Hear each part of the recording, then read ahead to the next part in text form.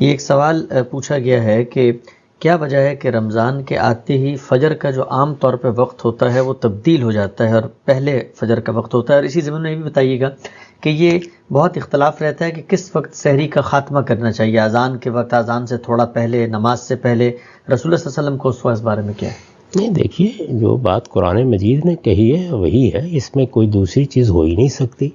یعنی فجر کا وقت ہے جس کے ساتھ روزہ ختم ہو جاتا ہے، یعنی روزہ رکھنے کی جو کچھ بھی آپ نے کھانے پینے کے لیے کرنا تھا اس پہ پابندی لگ جاتی ہے. تو وہ تو خود قرآن مجید نے بتا دیا ہے. اب یہ ہے کہ فجر کس وقت ہوتی ہے یہ مذہب کا مسئلہ نہیں ہے، یہ تو سائنس کا مسئلہ ہے. یعنی یہ اہل علم بتائیں گے، اس علم کو جاننے والے بتائیں گے. قدیم زمانے میں عمومی مشاہدے پر لوگ فیصلہ کر لیتے تھے. اب بہت سائنسی طریقوں سے آپ کے لیے کیلنڈر بنا دیے گئے ہیں. یہ جو اذان ہوتی ہے وہ بھی اسی کیلنڈر کو دیکھ کے ہوتی ہے.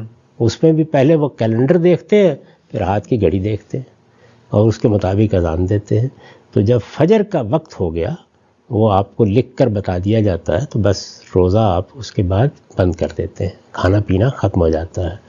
یہ اب اذان کس وقت دینی ہے اس کی کوئی پابندی نہیں، آپ فوراً دے دیں، آپ 10 منٹ بعد دے دیں.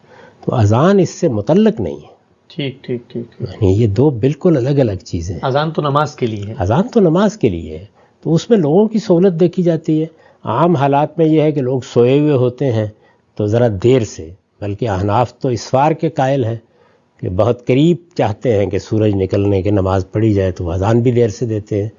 اور اس میں یہ ہوتا ہے کہ لوگ چونکہ سحری کھا کے فارغ ہوئے ہیں، ان کی خواہش ہے وہ جاگے تھے، انہوں نے کوئی نماز پڑھی، ہو سکتا ہے زیادہ دیر تک اللہ کی بارگاہ میں کھڑے رہے ہوں، تو ان کی سہولت یہ ہے کہ جلد نماز پڑھا دی جائے، تو اس لیے جلد دے دی جاتی ہے.